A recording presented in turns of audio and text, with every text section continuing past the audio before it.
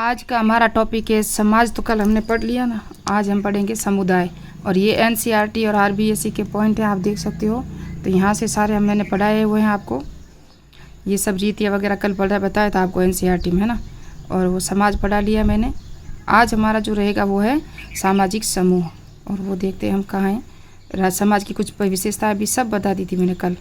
मैंने कहा एनसीईआरटी कलाम नोट्स है ना, वो सब एनसीईआरटी बेस्ड ही है लग रहा है। समाज, एक समाज, वो सब कल का वीडियो अगर नहीं देखा हो तो वो देख लेना। आज का जो टॉपिक रहेगा वो है सामाजिक समूह। ये देखो यहाँ सारी परिभाषाएं, अंतर वगैरह सभी दिया हुआ है, समूह का अर्थ और परिभाषाएं। तो यहाँ से, और कल समाज टॉपिक पढ़ाया था ना, उसकी एमसीक्यू करवाऊंगी। ये जितने भी जो एमसीक्यू है ना, जैसे कि सामाजिक समूह पढ़ रहे हैं, पहले तो मैंने समाज के करवाऊंगी, समाज के बाद इसके सारे एमसीक्यू करवाऊंगी। समाज टॉपिक जो कल पढ़ाया था उसके मैं एमसीक्यू करवाऊंगी। उसके बाद फिर सामाजिक समूह की पूरी यूनिट करवाऊंगी। यूनिट के बाद पूरे एग्जाम में जितने जो प्रश्न आए थे किसके, सामाजिक समूह के जो प्रश्न आए थे वो करवाऊंगी। तो स्टार्ट करते हैं आज का टॉपिक है समूह। मैंने कहा कलाम नोट्स एनसीईआरटी बेस्ड ही हैं और मैंने सब मिलाया हुआ है, मिला के ही बताती हूँ आपको। कुछ पॉइंट जहाँ नहीं थे वो मैंने खुद ने एनसीईआरटी से वापस से जोड़ दिए यहाँ से। ये इनकी परिभाषाएं वगैरह सब मैंने कहा आरबीएसई और पूरे एग्जाम के प्रश्न भी मिलाए हैं। ये था, ये देख सकते हो पूरा का पूरा। समाज टॉपिक जो कल पढ़ाया था ना मैंने पूरा का पूरा, उसके एमसीक्यू नहीं करवाए थे। अभी मैं उसके एमसीक्यू करवा लूँ, फिर सामाजिक समूह पढ़ेंगे और उसके एमसीक्यू नेक्स्ट पार्ट तक देखेंगे हम। और ये है, पहले एमसीक्यू है, दुर्किम के अनुसार यांत्रिक समाज में पाए जाने वाला कानून कौन सा है। कानून है तो दमनकारी कानून है ना। कौन सा है? दमनकारी। ये आया था 2010 में। भोजन, सुरक्षा, प्रजनन आवश्यकताओं की पूर्ति का माध्यम है समाज। जहाँ कहीं जीवन है वहीं समाज है, यह कथन है मैकइवर पेज का। और इन्होंने ये भी कहा था, आपको पता हो तो, प्रत्येक जीव में समाज पाया जाता है ना। जीवन, जो भी जीव जंतु है जितने, सब जगह पाया जाता है समाज। ये भी इन्हीं की परिभाषा है। समाज सामाजिक परिस्थितियों का जाल है। मैंने कहा सामाजिक संबंधों का जाल है, वो मैकइवर और पेज ने कहा था। वो प्रश्न इतना आरपीएससी का फेवरेट है, ऐसा कोई एग्जाम नहीं जिसके अंदर नहीं आया। समाज सामाजिक परिस्थितियों का जाल है, बीरेस्टीज का 2017 में सेकंड ग्रेड में आया और 2014 में फर्स्ट ग्रेड में आया। अभी 2025 में जो फर्स्ट ग्रेड जीके का एग्जाम सोशियोलॉजी हुआ था उसके अंदर भी ये वापस से रिपीट हुआ है। सामाजिक परिस्थितियों का जाल है। हर्बर्ट स्पेंसर द्वारा प्रतिवादित समाज का मॉडल आवश्यक रूप से था, तो साम्यवादी और यांत्रिक था, दो थे ना। समाज स्वयं संघ है, ये भी कल बताया था मैंने। एनसीईआरटी की सारी परिभाषा ही पूछी जाती है आरबीएसई की। तो एलेंस इंकल्स, और ये है एलेंस नहीं थे, ये कौन थे? गिडिंग्स थे। गिडिंग्स की परिभाषा ये फर्स्ट ग्रेड में भी आई है और यहाँ भी आई फर्स्ट ग्रेड में। क्रमबद्ध व्याख्या और अध्ययन करते हैं समाजशास्त्र का, ये इनकी परिभाषा है और ये भी इन्हीं की परिभाषा है। और ये फर्स्ट ग्रेड में आया था, तो ये सेकंड ग्रेड में भी आ चुका है। कौन समाज की अवधारणा को सामाजिक व्यवस्था में बदलना चाहता है? तो गिडिंग्स को भी याद रखना, इसकी परिभाषाएं भी फेवरेट है। बीरेस्टीज की भी है। बीरेस्टीज ने प्रकृति के जो प्रकार बताए ना, वो बहुत फेवरेट प्रश्न है आरपीएससी का। समाजशास्त्र की प्रकृति वेरी इंपॉर्टेंट टॉपिक भी है। और गिडिंग्स ने देखो यहाँ सामाजिक व्यवस्था का, सामाजिक संघ और संगठन की भी परिभाषा इनकी है। समाजशास्त्र की क्रमबद्ध व्याख्या और अध्ययन भी किसका है? गिडिंग्स का है। तो ये तीनों परिभाषाएं गिडिंग्स की है और गिडिंग्स वेरी इंपॉर्टेंट है। दुर्किम के अनुसार सावयवी एकता किस समाजों की विशेषताएं? तो आधुनिक समाजों की विशेषताएं। समाज की विशेषता निश्चित भूभाग क्षेत्र और संतति, संस्कृति और स्वावलंबन आदि किसने बताया था? ये जॉनसन ने बताया था। ये फर्स्ट ग्रेड में आया और ये सेकंड ग्रेड में भी आ चुका है। मानव समाज एक जीवी के रूप में निम्नलिखित में से किसने कल्पित किया था? तो ये स्पेंसर थे। निम्न में से कौन सी विशेषता समाज से संबंधित नहीं है? तो अमूर्तता है, संघर्ष है, संबंध है, सामाजिक सहयोग और संघर्ष तो समाज में पाया ही जाता है। तो अमूर्तता नहीं है। मूर्त समाज है वो क्या है? जो है मूर्त है। और ये इसकी परिभाषा राइट है। शिरोहीन समाज वह है जिसमें क्या पाया जाता है? जिसमें औपचारिक मुखिया नहीं होता है। क्या नहीं होता है? औपचारिक मुखिया। इसमें बौद्धिकता न्यूनतम होती है, व्यापकता होती है, राजनीतिक व्यवस्था नहीं होती है। कोई राजनीतिक व्यवस्था भी नहीं होती है, सही है, लेकिन औपचारिक मुखिया इसका समाज का थोड़ी ना होता है, नहीं होता है। तो इसमें कन्फ्यूजन करने वाला प्रश्न दिया था, ये कॉलेज लेक्चरर में आया हुआ है, तो क्या पता हमारे भी आ जाए। दुर्किम के अनुसार यांत्रिक एकता किसमें पाई जाती है? सरल समाज में। दुर्किम भी इंपॉर्टेंट है, इसको भी याद रखना कई बार। ये देखो सर, ये मैंने बताया अभी दुर्किम का प्रश्न कौन सा था? ये है सरल समझ में। दुर्किम ने अपनी पुस्तक the division of labour in society, very important पुस्तक है, श्रम विभाजन और समकालीन प्रक्रिया दी थी इन्होंने। किसने कहा समाज स्वयं स्फूर्त है? ये कहा था दुर्किम ने। निम्नलिखित में से सामाजिकरण का अभिकरण नहीं है, वो है सेना।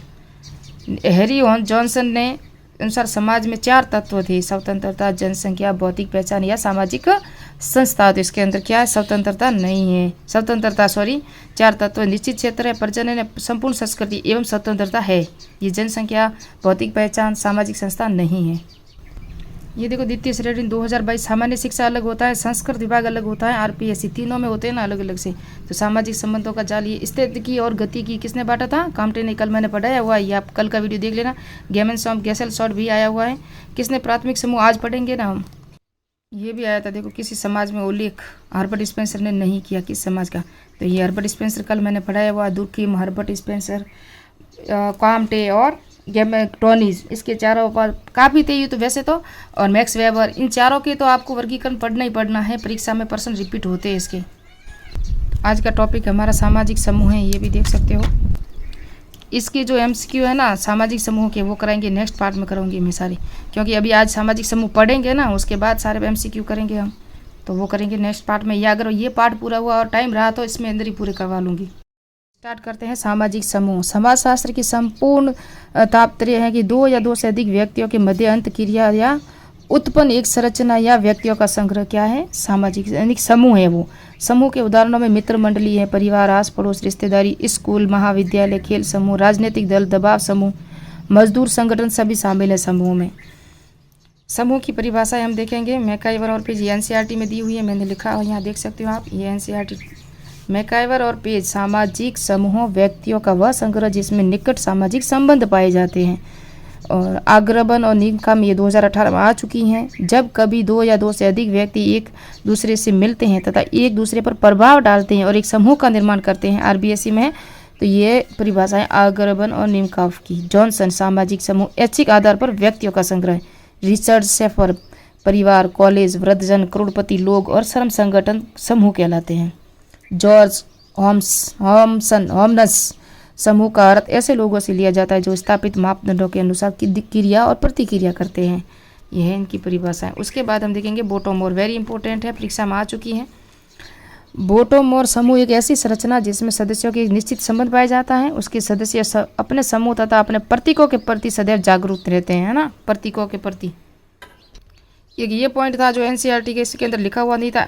आरबीएससी की बुक है 11 क्लास की, उसके अंदर आपको पूरा डिटेल से मिल जाएगा। मर्टन ने जो बांटे था ना समूह के प्रकार वगैरह, तो व्यक्तिपरक और वस्तुपरक, है ना। व्यक्तिपरक होते हैं जिसमें व्यक्तियों को, मैं जहाँ जिस समाज में हूँ तो मेरे आजू बाजू जितने भी लोग रहते हैं उनको पता होना चाहिए कि ये इस समाज का है या इस जाति का है, इस तरह से।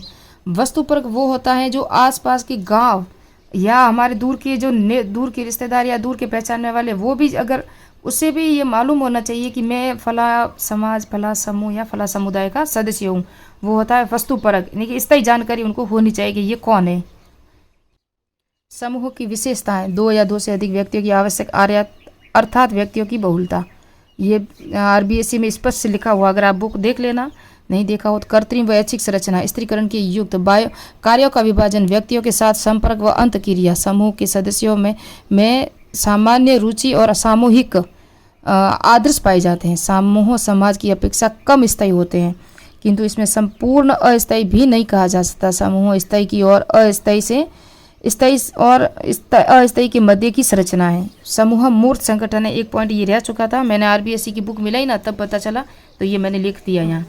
समूह के प्रकार ये आया हुआ 2018 में आया हुआ है। समूह के प्रकार जॉर्ज सिमिल्स के अनुसार, जॉर्ज सिमिल ने समूह के दो प्रकार बताए, दो सदस्यीय यानी कि द्विक और त्रिक, 3 सदस्यीय। ये याद रखना, ये परीक्षा में आ चुका है कि जॉर्ज द्विक और त्रिक समूह के प्रकार किसने बताए थे, तो जॉर्ज सिमिल ने। जॉर्ज सिमिल और क्या पता है आपको याद हो तो फर्स्ट यूनिट में ये हमने पढ़ा था, जॉर्ज सिमिल स्वरूपात्मक संप्रदाय के संस्थापक या जनक थे। स्वरूपात्मक संप्रदाय जो विशिष्ट विज्ञान मानता है समाजशास्त्र को, हमने पढ़ा हुआ है। अगर नहीं पढ़ा हो तो मेरी पिछले वीडियो देख लेना, मैंने सारी प्लेलिस्ट बनाई हुई है। यदि समूह किसी एक सदस्य को समूह के पृथक किया जाए तो मैनोड कहते हैं, मूव्ड कहते हैं, क्या कहते हैं, मूव्ड।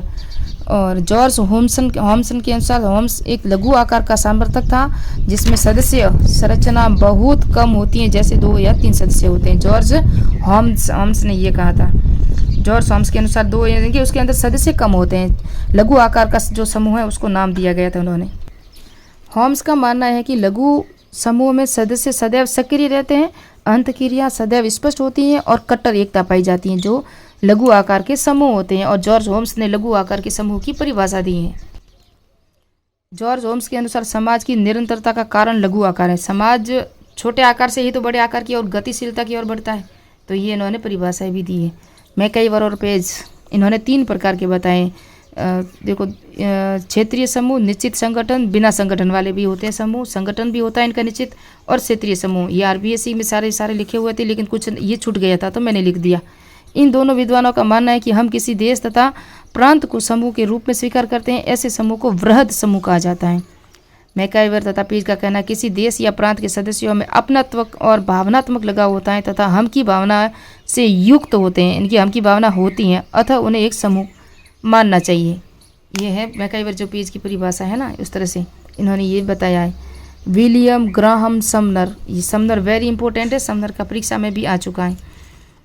समनर ने 2 प्रकार बताए समूह के। अंत समूह तात्पर्य ऐसे व्यक्तियों का संगठन जिसमें आपस में भावनात्मक सब लगाव हो और जो स्वयं हम की भावना से जुड़े रहते हैं। अंत समूह के सदस्यों में एक समान भाषा, प्रतीक, भोजन और रीति रिवाज पाए जाते हैं। किसी भी व्यक्ति के समाज में पहचान उसके अंत समूह से होती है। फिर है बाह्य समूह। अंत समूह और बाह्य समूह 2 प्रकार बताए हैं किसने? समनर ने। मैकाइवर पेज ने क्षेत्रीय संगठन समूह बताया, निश्चित संगठन और बिना संगठन वाले। बाह्य समूह ऐसे तात्पर्य जिसमें व्यक्ति दूरी बनाए रखना चाहता है और जिनके साथ प्रतियोगिता या संबंध होता है। प्रतियोगिता यानी कि जो हम एग्जाम देने जाते हैं, बहुत से स्टूडेंट हमारे साथ होते हैं, तो क्या वो सारी समूह या हमारे रिश्तेदार वगैरह थोड़ी ना हुए, वो तो कहीं से आए हुए हैं, तो वो बाहरी जो हमारे निकटतम है लेकिन बाहर से हैं, तो वो होंगे बाह्य समूह। ऐसे समूह वे कहकर संबोधित किया जाता है, बस ये वे का याद रखना। और बाह्य समूह वे रीति रिवाज और जीवन पद्धति की आलोचना की जाती है, क्योंकि उनका अलग होता है, हमारा अलग होता है, और आजकल एक दूसरे की टॉइंट तो कसते ही हैं। अंत समूह और बाह्य समूह एक सापेक्ष अवधारणा है जो व्यक्ति के अनुसार परिवर्तित होती रहती है। आज हम जितना पढ़ रहे हैं ना, ये समूहों के प्रकार बढ़ रहे हैं, सामाजिक समूह। कल हमने पढ़े थे जितने समाज के प्रकार बताए थे, मैक्स वेबर ने बताया, दुर्खिम ने बताया, हर्बर्ट स्पेंसर ने वेरी इंपॉर्टेंट बताए थे, है ना। तो इनको आप अच्छी तरह याद रखना कि किस तरह से काम्टे ने भी बताए थे, टॉनिस ने भी बताए थे। इन जो मैंने Comte, Tönnies, Herbert Spencer, Max Weber और दुर्खिम, इन 5 को तो अच्छी तरह याद रखना। और इन्होंने जिन समाज की विशेषताएं और प्रकार बताया ना, एक मर्टन को भी याद रखना है। रॉबर्ट मर्टन या समूह में भी हैं और समाज में भी हैं। मर्टन का फर्स्ट ग्रेड सोशियोलॉजी में आया 2025 में, तो आप उसको भी याद रखना, क्योंकि ये परीक्षा में बार बार रिपीट होते हैं प्रश्न, और इन 5 को तो याद ही रखना है। रॉबर्ट मर्टन के अनुसार सदस्यता समूह, असदस्यता समूह हैं। 2 प्रकार बताए इन्होंने।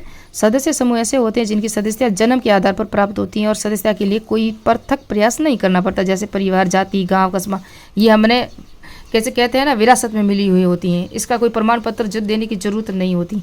असदस्यता समूह वे होते हैं जिनकी सदस्यता कुछ उद्देश्यों को प्राप्त करने के लिए जानबूझकर या प्रयासों के माध्यम से की जाती हैं। विद्यालय, महाविद्यालय, कार्यालय, ये कह दो हम नौकरी, इसके अंदर तो हमें सदस्य थोड़ी ना है। जब हमारी जॉब लग जाएगी तो हम भी आरपीएससी के मेंबर बन जाएंगे, तो ये क्या हुआ, इसके लिए हमें कितनी मेहनत करनी पड़ती है, तभी तो हम उसके सदस्य बनेंगे ना। तो ऐसे असदस्य और सदस्यता, ये रॉबर्ट मर्टन के प्रकार है ना। इस प्रकार सदस्य समूह प्रदत्त परिस्थिति से संबंधित होते हैं। सदस्य समूह प्रदत्त यानी कि वो जो हमें मिली है विरासत में, और ये जो है ना असदस्य समूह, ये अर्जित, हमें मेहनत अर्जित वो होती है जो हमें मेहनत करके पानी पड़ती है। ये आगे हमारे 2 टॉपिक है, प्रदत्त, प्रशस्ति, अर्जित और प्रदत्त, ये दोनों। न्यू कॉब के अनुसार ये सब आरपीएससी में लिखा हुआ है ना, सकारात्मक और नकारात्मक। सकारात्मक समूह वे होते हैं जिनके मूल्य तथा नियमों को हम सरलता से स्वीकार कर लेते हैं। उनके सारे नियम हो या मूल्य हो या रीति रिवाज, परंपराएं, वो सकारात्मक समूह, जो हमें जन्म से ही समझ लो ना। नकारात्मक समूह वो होते हैं जिसे हम पसंद नहीं करते, जिसके साथ हम समन्वय स्थापित नहीं कर पाते, वो होते हैं नकारात्मक। ये न्यू कॉब का वर्णन ऐसा, इसका न्यू कॉब के तो अभी तक एमसीक्यू मैंने कहीं नहीं देखे। रॉबर्ट मर्टन का आ चुका है, याद रखना। और जो हमने अभी पढ़े हैं ना, मैकाइवर और पेज के भी आ चुके हैं, और जॉर्ज सिमेल का भी आ चुका है, समनर का भी आ चुका है। हमें रिश्तेदारों के नाम याद रखने की ज़रूरत नहीं है, लेकिन समाजशास्त्रियों के नया नाम याद रखने की बहुत ज़रूरत है। अगर हमें जो प्रदत्त परिस्थिति में जाना है, असदस्यता के शामिल होना है, जो कह रहे थे ना अभी, उस तरह से मर्टन ने कहा ना, मेहनत करनी पड़ती, तो मेहनत तो हमें करनी पड़ेगी, तभी हम सदस्य बनेंगे। सकारात्मक और नकारात्मक समूह एक सापेक्ष अवधारणा जो व्यक्ति के अनुसार परिवर्तित होता रहता है। और ये क्या मैंने पढ़ा है, नहीं पढ़ा है। सकारात्मक और नकारात्मक समूह व्यक्तियों की स्थिति को मानसिक के अनुसार परिवर्तित होते रहते हैं, इसी कारण इसे गतिशीलता और सापेक्ष कहा जाता है। गिडिंग्स और गिलिन के अनुसार, और गिडिंग्स के अनुसार है, गिलिन के अनुसार तो अलग है। ये जो वर्गीकरण एलवुड का वर्गीकरण ऐच्छिक और अनैच्छिक है ना, ये आरबीएससी के पॉइंट में लिखा हुआ कि ऐच्छिक और ऐच्छिक इसका है, और ये जो है ना ये स्थायी अस्थायी ये गिडिंग्स का है, और गिलिन का भी है।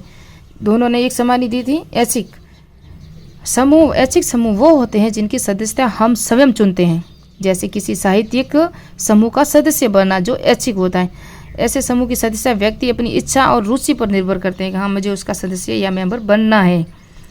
अनैच्छिक समूह की सदस्यता हमें हमारी इच्छा और रुचि के न होते हुए भी स्वीकार करनी पड़ती है, जैसे जाति, धर्म, परिवार। अनैच्छिक समूह कहा है इन्होंने, जो हमें जन्मजात या वंशानुगत या विरासत में जो मिली है ना, उसे गिडिंग्स ने कहा अनैच्छिक समूह है ये। चार्ल्स हटन कूले, वेरी वेरी इंपॉर्टेंट। इसके तो एग्जाम में 2018, 2023, 2022, यहाँ तक कि 2014 और 2025 में या 24 में भी आया हुआ प्रश्न है। 24 का मैंने पेपर देखा नहीं, मिला या नहीं है, मिलाया होता तो मैं अभी बता देती हूँ। अगर आया होगा तो मैं कल आज सर्च या रिसर्च करके बता दूंगी कहाँ प्रश्न आया था। जल्दी में यूट्यूब में जो पेपर आंसर की हल कराते हैं ना, वहाँ से समाजशास्त्र के कुछ लिखे थे, तो ये प्रश्न आया। देखो 2024 का प्रश्न है ये, 2024 में आया कहा था प्राथमिक समूह के बारे में ये आया। देखो मैंने कहा प्रश्न आया हुआ है, मैंने कहीं लिखा था लेकिन मेरे पास ही पड़ा था, अभी बता दिया आपको। प्राथमिक समूह चार्ल्स हटन कूले ने अपनी पुस्तक सोशल ऑर्गेनाइजेशन ये 2022 में आया था, और आरबीएससी में पूरा लिखा हुआ है प्राथमिक समूह के बारे में। प्राथमिक समूह का विचार प्रस्तुत किया और इसमें निम्न विशेषताओं से युक्त माना। इनकी विशेषताएं पूरी लिखी हुई है। और सदस्यों के आमने सामने के संबंध पाए जाते हैं। आत्मीयता का और अपनात्व का भावना, स्वार्थ से रहित द्वितीय समूह की अपेक्षा अधिक स्थायी होते हैं। ये प्राथमिक समूहों में अनौपचारिक संबंध नहीं पाए जाते हैं। प्राथमिक समूह में अनौपचारिक संबंध पाए जाते हैं। सीमित सदस्य और छोटा आकार होता है। सदस्य एक दूसरे के आंतरिक मामलों में हस्तक्षेप कर सकते हैं। परिवार होता है ना, ये कई सदस्य भाग होता है। कितनी बार ये रिपीट हुआ। प्राथमिक समूह द्वितीयक समूह को तो रट ही लेना, ये एग्जाम में 100% आएगा दोनों में से। जिस तरह यांत्रिक समाज और सावयविक समाज के पढ़े थे ना कल हमने, हर्बर्ट स्पेंसर के एक नहीं दुर्खिम के, और कार्ल मार्क्स के 5 प्रकार बताए थे, है ना, एशियाई समाज वगैरह, आदिम समाज, जनजाति समाज, है ना, औद्योगिक समाज। Karl Marx, Herbert Spencer, Durkheim important है समाज में। यहाँ है George Cooley, very very important है, इस तरह याद रखना। और जॉर्ज सिमिल भी है कि जॉर्ज सिमिल 2-3 जगह आ जाते हैं ना। प्राथमिक समूह उदार परिवार, मित्र मंडली, आस पड़ोस, खेल समूह, टीम है। चार्ल्स हटन कूले ने प्राथमिक समूह का मानव स्वभाव की परिचायक का कहा है, और ये शायद ये भी एग्जाम में आ चुका है, परिचायक कहा है ना। कूले ने अतिरिक्त मैकाइवर तथा पेज और किंग्सले डेविस ने भी प्राथमिक समूह की चर्चा की है। ये 2018 में आ चुका है, याद रखना, कई बार आ चुका है, वेरी इंपॉर्टेंट है, ये मैं लिख दूँ। और प्राथमिक समूह के लाभ। प्राथमिक समूह में परिवार बालक में सामाजिकरण का दायित्व पूरा करता है। सामाजिकरण वह प्रक्रिया जिसके माध्यम से बालक समाज में के नियमों को सीखता है और समाज के साथ साथ समन्वय स्थापित करता है। इस प्रकार प्राथमिक समूह परिवार बालक का मानवीकरण करता है। कौन करता है? परिवार करता है। प्राथमिक समूह, इस प्रकार प्राथमिक समूह में जो परिवार होता है ना, वो बालक का मानवीकरण करता है। प्राथमिक समूह से हानि क्या क्या है? प्राथमिक समूह में अत्यधिक लगाव रखने पर परिवारवाद और भाई भतीजावाद जैसी बुराइयां उत्पन्न होती हैं, जो कि सामाजिक गतिशीलता में बाधक हैं।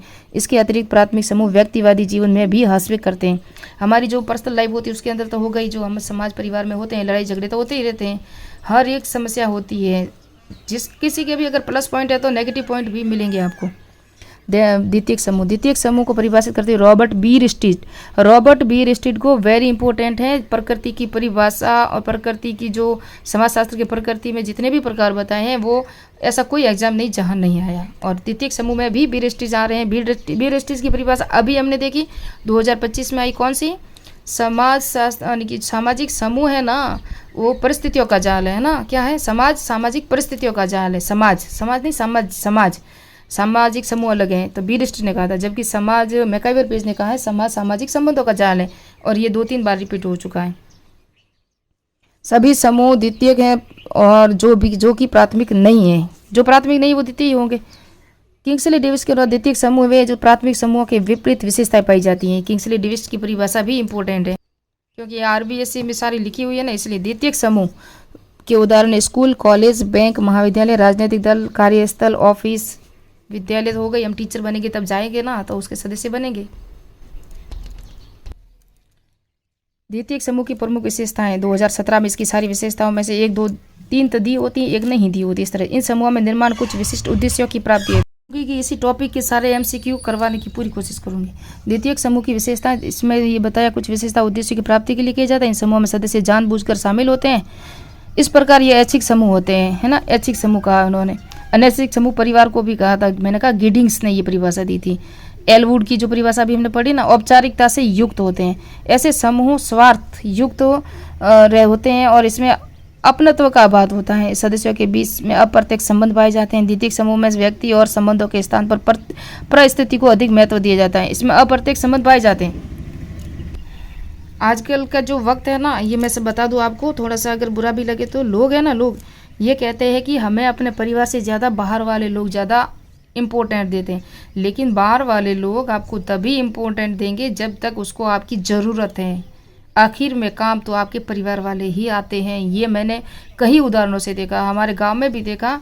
हमारे गांव में देखा कि कोई एक सेठ आया था बाहर से, उसे क्या चाहिए थी, ज़मीन चाहिए थी। तो किसी के पास ज़मीन थी, मैं उदाहरण देके नाम वगैरह कुछ नहीं खोलूँगी, तो ज़मीन थी। उस ज़मीन के लिए वो उसके आजू बाजू इतना घूमा, 2 साल तक उसकी सारी सेवाएं करना, फ्रूट सब्जी, बीमार होते ही हॉस्पिटल पहुंचना, उसको साथ लेना लाना करना सब हो गया। जब उसको ये ज़मीन मिल गई और उसका रास्ता वगैरह सही सब हो गया ना, तब क्या हुआ बताएं, आज दिन तक उसके बाद जब वो बीमार हुआ, बीमारी की एक विशेषता होती है, जब वो लग जाती है ना, वो चलती रहती है, वो समाप्त होने वाली नहीं होती। तो 2-3 साल तक तो उसके आजू बाजू इतना राग है, वो अपने परिवार वालों को भूल गए। उसने कहा तुम तो काम नहीं आते, वही काम आता है मेरे, और सारा काम वही करता है। आप तो कब मुझे इनकी मेरे हाल चाल पूछने भी नहीं आए, ऐसा कहता था वो। लेकिन क्या हुआ कि जब ज़मीन मिल गई, सारा काम हो गया। आज कम से कम 3 साल हो गए वो बिस्तर में पड़ा, अभी तक कोई ये पूछने नहीं आया कि आपकी स्थिति कैसी है, आपकी तबीयत कैसी है, आपको पैसे चाहिए, क्या आपको हॉस्पिटल चलना है। तो बाहर वाले रिश्ते, मैं कहती हूँ कि आपको बाहर तक ही सीमित रखो। ये मेरी ये जो प्रस्तल है ना, प्रस्तल सलाह है आपके पास, बाहर वाले रिश्तों को बाहर तक सीमित रखो, अंदर तक नहीं। अंदर आप अपने फैमिली के साथ सही रहोगे तो फैमिली ही काम आएगी किसी भी वक्त में, लॉन्ग टाइम, जब तक जिंदा है।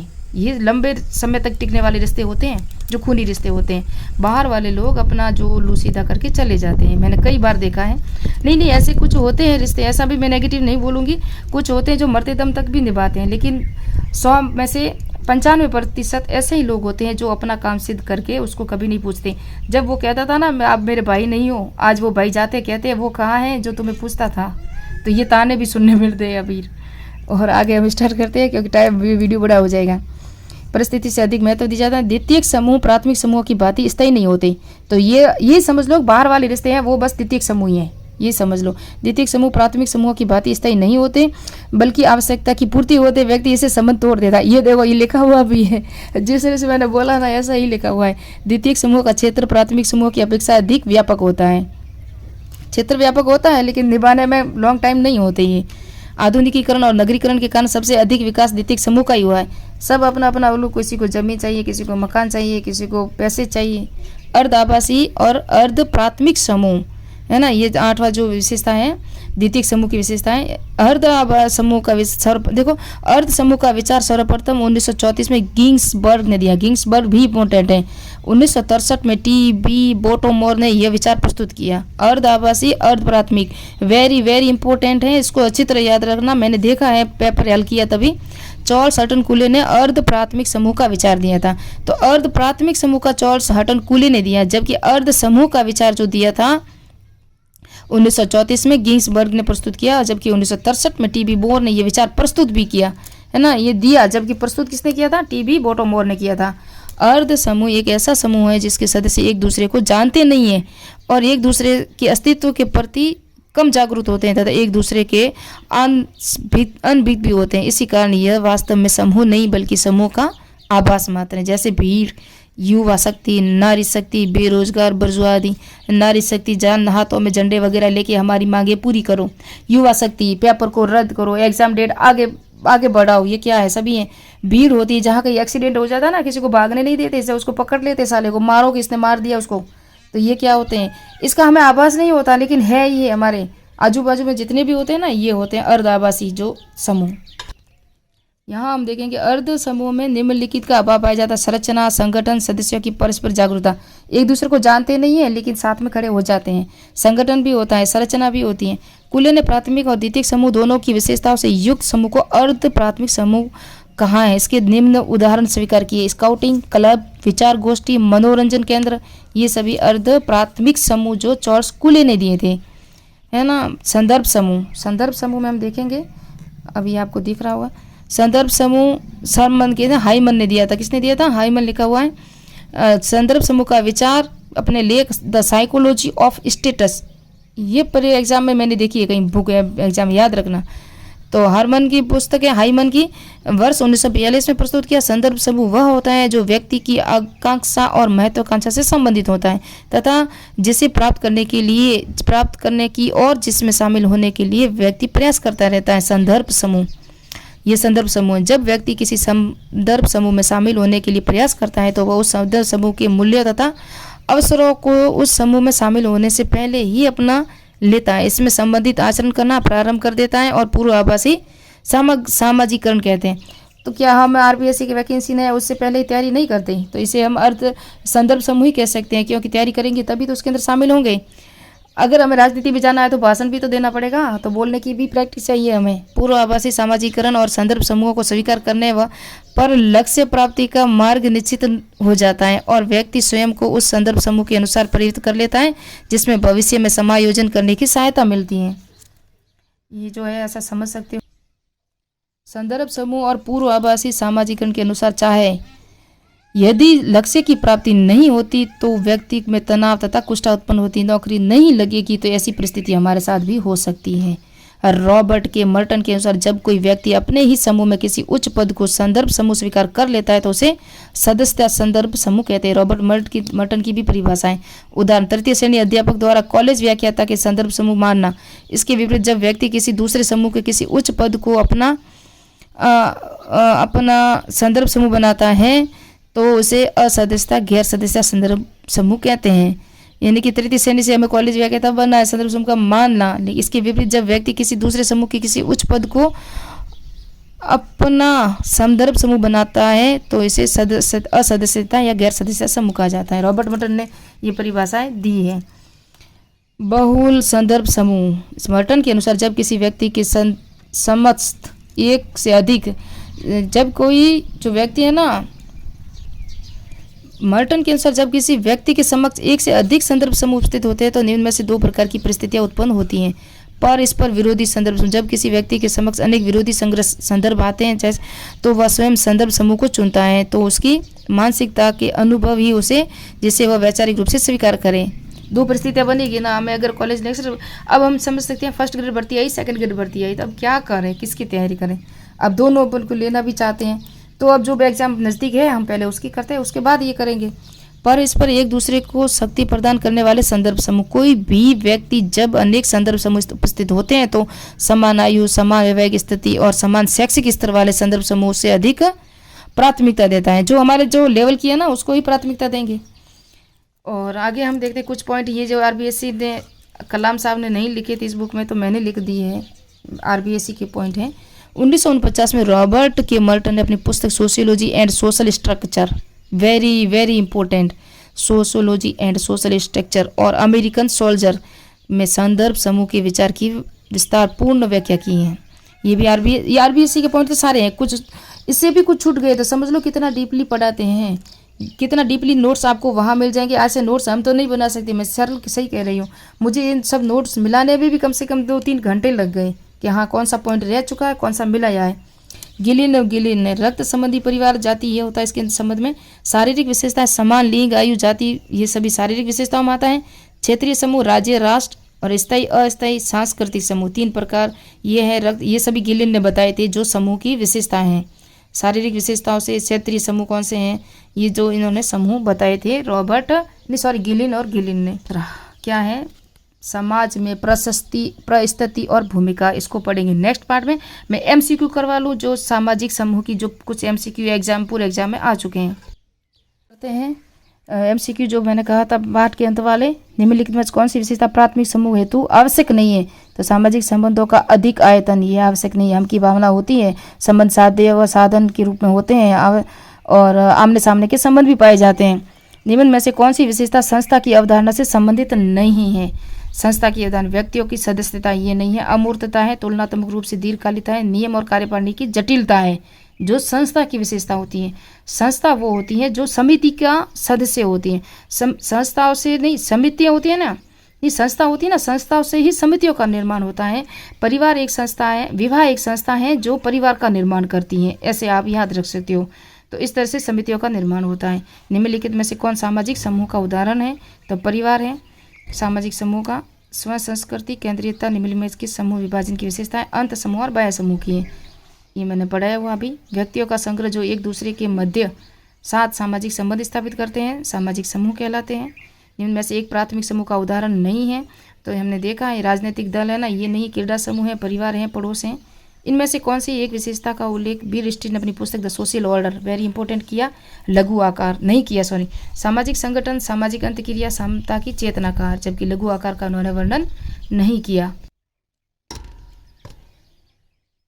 दो या दो से अधिक व्यक्ति एक दूसरे के प्रति इस प्रकार व्यवहार करते हैं कि जो कि अव्यक्तिगत विशिष्ट हित प्रदान और व्यक्तिगत योग्यता पर आधारित होते हैं। तो द्वितीयक समूह होंगे, योग्यता हम प्राप्त करेंगे तभी टीचर बनेंगे ना। निम्नलिखित में से कौन सा सामाजिक संरचना का अंग नहीं है? क्या नहीं है? सामाजिक संरचना का अंग नहीं है। तो सामाजिक समूह है ना, वो नहीं है। ये 2017 में आया था। सामाजिक संस्था है, प्रतिमान है, समस्या भी है, लेकिन सामाजिक समूह है ना, ये संरचना का अंग नहीं है। सामाजिक प्राथमिक समूह की अवधारणा का प्रतिपादन किया था, खुले कई बार ये रिपीट हो चुका है। जब दो या दो से अधिक व्यक्ति एक साथ मिलते हैं, एक दूसरे पर प्रभाव डालते हैं। मैंने कहा प्रभाव कौन डालता है? आगमन और निम्नकन, ये देखो आ गया, 2018 में आया था, और ये आरबीएससी में स्पष्ट से लिखी हुई परिभाषा है। आप प्राथमिक समूह में सामाजिक संबंधों का अर्थ संबंध अपने आप में संपूर्ण होते हैं, ये भी 2018 में आया है। प्राथमिक समूह में मानव स्वभाव की पोषिका किसने कहा है? तो चार्ल्स कूली ने कहा। ये 2000, देखो फर्स्ट ग्रेड 2013 में आया, अभी 2025 में फर्स्ट ग्रेड का एग्जाम हुआ, नहीं सॉरी सेकंड ग्रेड का दिसंबर 2024 में हुआ, उसके अंदर ये का हूबहू आ गई, पोषिकाएं को, नर्सरी को। निम्नलिखित में कौन सा द्वितीयक समूह का उदाहरण है? द्वितीयक समूह का उदाहरण आपको पता है, मजदूर यूनियन है, खेल समूह, मित्र परिवार, ये सभी क्या है? प्राथमिक समूह है, चार्ल्स कूली ने दिए था। निम्न में से कौन सा तत्व समूह निर्माण में नहीं है? विविध समग्र, अनौपचारिक औपचारिक सदस्यता है, संबंधों का एक स्थायी प्रतिमान है, विविध समग्र नहीं है। मेरा जो फ़ोन है एक तो ख़राब, मेरा कैमरा है वो बहुत हिल रहा है, आपको बहुत डिस्टर्ब हो रही हुई, उसके लिए सॉरी। और अंत समूह तथा बाह्य समूह वर्गीकरण किसने दिया था? तो ये समनर ने दिया। मैंने कहा समनर भी इंपॉर्टेंट है। गेमन सॉफ्ट शब्द का प्रयोग किस अवधारणा समझाने के लिए किया था? समुदाय को। गेमन सॉफ्ट, और गेमन सॉफ्ट है वो समुदाय है, और समुदाय किससे संबंधित है? गेमिन से आप ग्रामीण कर सकते हो, ये ग्रामीण से संबंधित है। मैंने कल का वीडियो में पूरा पढ़ाया हुआ है। गेमिन सॉफ्ट और गेमिन सॉल्ट है ना, गैसल सॉफ्ट, ये दोनों। अर्ध असहभागी समूह प्रत्यय किसने प्रतिपादित किया था? मैंने कहा जिन्सबर्ग ने किया था। और यहाँ लिखा हुआ है अर्ध सहभागी या अर्ध प्राथमिक समूह आता तो मैकाइवर पेज नहीं, सॉरी कूले थे, जबकि ये अर्ध सहभागी समूह प्रत्यय किसने किया था? ये कॉलेज लेक्चरर का आया था। तो हमारे साथ इतना डीपली तो आएगा नहीं, लेकिन जिन्सबर्ग याद रख सकते हैं हम। और ये कॉलेज लेक्चर में भी आया हुआ, तो कॉलेज लेक्चर वाले सारे देख सकते हो, क्योंकि ये संदर्भ समूह मटन वाला अभी सेकंड ग्रेड में आया, बाह्य समूह सेकंड ग्रेड में आ चुका है, प्राथमिक समूह तो आता ही रहता है, ये हमने अभी देखा है। तो ये मानव समूह है ना, ये मैक्स वेबर का ये नहीं है। सीमेल के समूह के वर्गीकरण का आधार क्या था? सीमेल, जॉर्ज सीमेल ने आकार बताया ना, लघु आकार वगैरह, अभी हमने पूरा पहले ही पार्ट में ये पढ़ा, पहली पेज पे। प्राथमिक समूह में मानव स्वभाव की परिचारिकाएं, परिचारिकाएं किसने कहा? मैंने कहा ये प्रश्न आ चुका है, कूले ने, ये आया देखो, लो कॉलेज लेक्चर 2014 में आया, और अभी मैंने कई एग्जाम में प्रश्न देखा, वहाँ भी आ चुका है। तो ये फर्स्ट ग्रेड के तो सभी आप देख सकते हो, इतना आएंगे तो ज़रूर, लेकिन हमें हमारे जो टॉपिक से आया ना वो हमें ध्यान होना चाहिए। तो मिलते हैं नेक्स्ट पार्ट में, और नेक्स्ट वीडियो में मेरे चैनल को सब्सक्राइब कीजिए, लाइक कीजिए, कमेंट कीजिए। और आज हमारा सामाजिक समूह पूरा हो गया है, कल हम पढ़ेंगे प्रशस्ति और भूमिका। मिलते हैं नेक्स्ट वीडियो में। मेरे चैनल को प्लीज़ सब्सक्राइब कीजिए और सब्सक्राइब कीजिए, नाम भी पूरा मुझे नहीं आ रहा है। और जो कल वाले वीडियो प्ले लिस्ट उसे भी देखिए, और उसके बाद ये सारे जो नोट्स हैं ना MCQ जल्दी से जल्दी समाजशास्त्र पूरी हो जाए। तो लोक प्रशासन के मैंने पूरे RBSC और NCERT के अकॉर्डिंग ही बनाए हुए हैं, लोक प्रशासन के, और समाज दर्शन शास्त्र के भी बनाए हुए हैं। लेकिन मैं जल्दी से चाहती हूँ कि आपको सभी कलाम के नोट्स देना है, तो पूरी कोशिश करूँगी कि जल्दी से दे दूँ सभी।